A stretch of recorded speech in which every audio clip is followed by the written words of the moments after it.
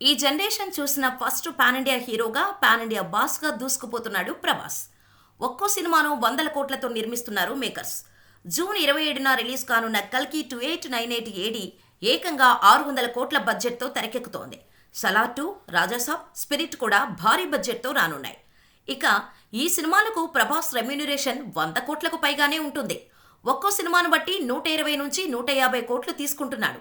అలాంటి Prabhas guest role చేస్తున్నాడంటే ఆ సినిమా క్రేజ్ మామూలుగా ఉండదు. నిన్న మొన్నటి వరకు మంచు విష్ణు, కన్నప్ప సినిమాకు రాని హైప్ జస్ట్ ప్రభాస్ అలా షూటింగ్లో జాయిన్ అయ్యాడనే వార్తతో పాన్ ఇండియా బజ్ జనరేట్ అయింది.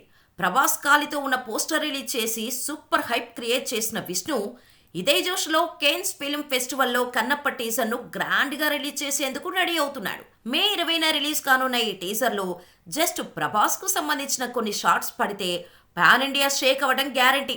మరి ఇంత హైప్ జనరేట్ చేసిన ప్రభాస్కు కన్నప్ప రెమ్యూనరేషన్ ఎంత అనేది ఇప్పుడు హాట్ టాపిక్గా మారింది.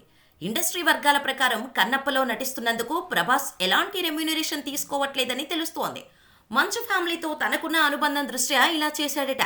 కానీ ఇతర కమిట్మెంట్స్ కారణంగా చాలా తక్కువ రోజులు డేట్స్ ఇచ్చినట్టు సమాచారం. త్వరలోనే కల్కి ప్రమోషన్స్లో పాల్గొనున్న ప్రభాస్ ఆ తర్వాత 'సలార్ 2' షూటింగ్లో జాయిన్ అవ్వనున్నాడు. ఏదేమైనా కన్నప్పలో ప్రభాస్ ఏ పాత్ర చేస్తున్నాడనేది మాత్రం ఆసక్తికరంగా మారింది.